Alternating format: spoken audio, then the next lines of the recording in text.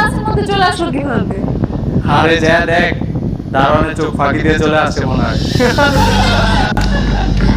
এই ছেলে, এইখানে ভিক্ষা দেওয়া হয় না, এটা একটা ক্লাসরুম। তোমার যদি ভিক্ষা নিতেই হয় তুমি নিচে ওয়েট করো, যাওয়ার সময় কেউ তোমাকে সাহায্য করে যাবে। ক্লাসরুমে বাধা দিও না, যাও যাও। চাঁদনি বাদ দে না, বেচারা শখ করে আসছে, ওরা অপমান করিস না। এই 20টা টাকা দিয়ে দে না ওরে। তুমি 20টা টাকা নিয়ে নিচে চলে যাও।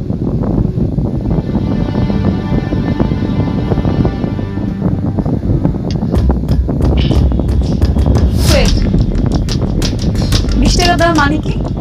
ওয়াই? ওকে দেখেই তো বোঝা যাচ্ছে যে ও একটা সুস্থ স্বাভাবিক মানুষ। এই ছেলে, তুমি সুস্থ না? তাহলে কেন আমাদের কাছে সাহায্য চাচ্ছ? তুমি রিক্সা চালাও, গ্যারেজে কাজ করো, ভাতের হোটেলে কাজ করো, কিছু একটা করে খাও।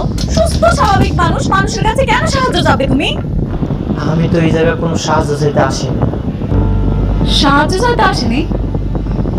তাহলে কেন এসেছো? আমি এই জায়গায় এসে ইফতেখার স্যারের লগে দেখা করতে। তুই থেকে স্যারের সাথে দেখা করতে আসছিস না? এসব ধান্দা আমরা বুঝি। যা ক্লাসে দেবে, যা বেরো।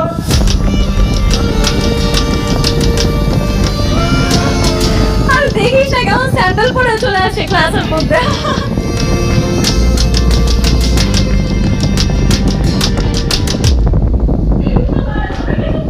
কি অবস্থা?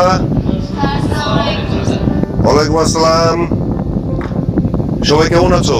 সবাই সব ভালো আছে। বসো। আচ্ছা, স্যার আসসালামু আলাইকুম। ওয়ালাইকুম সালাম। কে তুমি? কি দরকার এখানে? স্যার, ও তো ভিক্ষুক, দারোয়ানের চোখ ফাঁকি দিয়ে চলে আসছে। ভিক্ষুক? না স্যার, আমি নূর ইসলাম, ইফতেখার স্যারের লগে দেখা করতে এসেছি। ইফতেখার স্যারের সঙ্গে? আমি তো ইফতেখার স্যার। আমার কাছে কেন এসেছো বলো? আপনি ইফতেখার স্যার? হ্যাঁ। আমি ভুবনপুর গ্রাম থেকে আইছি। এই যে চিঠি আছে।